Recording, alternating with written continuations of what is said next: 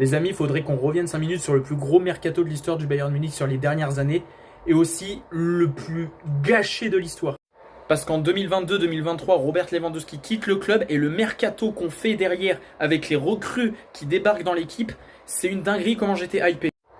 On commence le premier, Mathys de Ligt en provenance de la Juventus de Turin. J'étais tellement hype, c'était vraiment un coup à le relancer, un défenseur que je kiffais à l'Ajax Amsterdam. On l'avait recruté assez cher en plus de ça. Et aujourd'hui, il est parti à Manchester United et je suis dégoûté parce que c'était vraiment un défenseur qui apportait beaucoup. Mais on a décidé de le faire partir. Pareil pour Mazraoui, défenseur qui nous a vraiment fait du bien. Malgré les blessures, il a vraiment apporté. C'était un vrai latéral droit.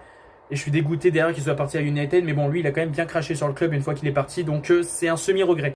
Lui, franchement, on n'en parle pas assez. Mais en termes de gâchis, c'était assez incroyable. Gravenberch, vu la saison qu'il est en train de faire à Liverpool, comment ce mec n'a pas percé au Bayern.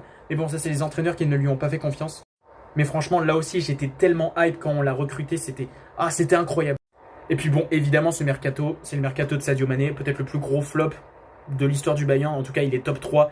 Tellement dommage. Sous Nagelsmann, il était vraiment bon. Et après, on sait ce qui s'est passé. L'arrivée de Thomas Tuchel, les embrouilles avec Sané. Bref, pourtant, il avait vraiment envie de rester au club et pendant très longtemps. Et c'était pas dans ses plans qu'il parte au bout d'un an en Arabie Saoudite.